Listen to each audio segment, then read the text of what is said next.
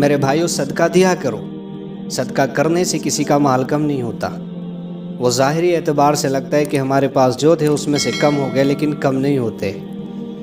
اللہ کے رسول علیہ السلام نے قسم کھا کر کہا، جبکہ آپ کو قسم میں اٹھانے کی کوئی ضرورت نہیں ہے، لیکن پھر بھی کہا کہ میں اللہ کے رسول اللہ کی قسم کھا کر کہتا ہوں کہ صدقہ کرنے سے کسی کا مال کم نہیں ہوتا۔ اس لیے اللہ کے نام پہ خرچ کیا کرو، لوگوں کی ضرورتوں کو پورا کیا کرو، اور جو اللہ کو ایک اللہ کے لیے خرچ کرتا ہے، اللہ اس کے بدلے اسے 10 عطا کرتا ہے۔ رابعہ بصری خاتون تھی، بڑی نیک عورت تھی۔ ایک مرتبہ مصلی پہ بیٹھی ہوئی تھی، آپ کی خادمہ آپ کے پاس ہے اور آ کر کہا کہ گھر میں کچھ مہمان تشریف لے کر آئے۔ آپ نے کہا کہ ان کی مہمان نوازی کرو، اگر گھر میں کوئی کھانے کی چیز ہو تو ان کے سامنے پیش کرو۔ فرمایا کہ کھانے کی تو کوئی ایسی چیز نہیں ہے، ایک روٹی رکھی ہوئی ہے۔ آپ نے فرمایا کہ اسے لے جا کر نہ صدقہ کر دو۔ خادمہ نے وہ روٹی لے جا کر صدقہ کر دی۔ تھوڑی دیر گزری کہ دروازے پہ دستک ہوئی، ایک غلام کھڑا ہوا تھا۔ اس نے خادمہ سے کہا کہ میں فلاں آقا کا غلام ہوں اور اس نے تمہاری مالکن رابعہ بصریہ کی صحبت میں 3 روٹیاں بھیجی ہیں، آپ اس کو قبول کر لیں۔ خادمہ نے کہا پہلے میں اجازت لے لوں۔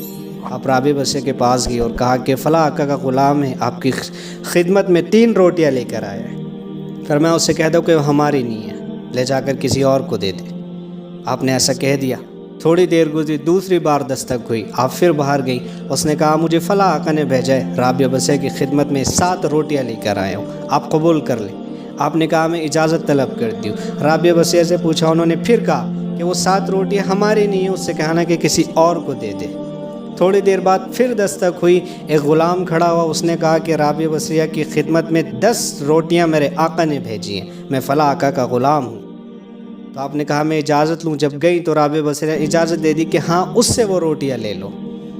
تو جب روٹیاں لے لی، خادمہ پھر رابعہ بصریہ کے پاس لی اور آ کر کہنے لگی کہ پہلے 2 جو غلام آئے تھے وہ بھی تو آپ ہی کا نام لیتے تھے، پھر آپ نے ان کی روٹی لینے سے کیوں انکار کر دیا؟ تو آپ نے اپنی خادمہ سے کہا کہ دیکھو میرے اللہ کا وعدہ ہے، جو ایک اس کے لیے اس کے نام پہ اس کے راستے میں خرچ کرتا ہے نا، اللہ اس سے ایک کے بدلے میں اسے 10 عطا کرتا ہے۔ یہ میرا امتحان تھا کہ پہلے 3 روٹیاں آئیں، پھر 7 آئیں، پھر 10 آئیں، اور میرا اللہ کا وعدہ جو ہے وہ نعوذ باللہ کوئی جھوٹا نہیں بلکہ سچا ہے۔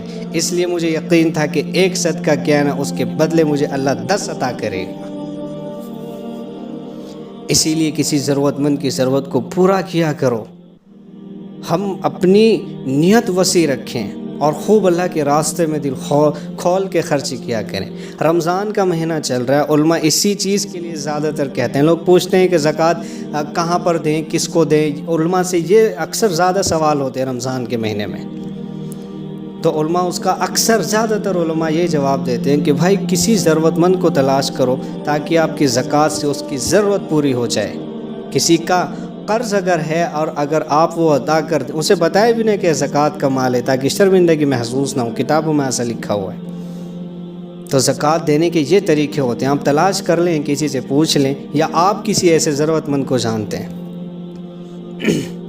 ابن عباس رضی اللہ عنہ اعتکاف میں بیٹھے ہوئے تھے، آپ کے پاس ایک صحابی آئے تو ان کے چہرے کو دیکھ کے حضرت ابن عباس رضی اللہ عنہ نے کہا کہ آپ کے چہرے سے آثار کچھ اچھے نظر نہیں آتے۔ انہوں نے کہا کہ ایسا ہی ہے۔ فرمایا کیا ہوا؟ کہ تھوڑا پریشان ہوں۔ ابن عباس نے کہا کہ چلو میں تمہاری مدد کے لیے چلتا ہوں۔ جب اٹھے تو ان صحابی نے یاد دلایا، ابن عباس تم تو اعتکاف میں بیٹھے تھے، ایسے جاؤ گے تو تمہارے اعتکاف کا کیا ہوگا؟ فرمایا کہ میں نے اللہ کے رسول علیہ السلام سے سنا ہے کہ جو کسی ضرورت مند کی ضرورت کو پورا کرتا ہے، اللہ اسے 10 سال مسلسل اعتکاف میں بیٹھنے کا ثواب عطا کرتا ہے۔ تو ہم اندازہ لگا لیں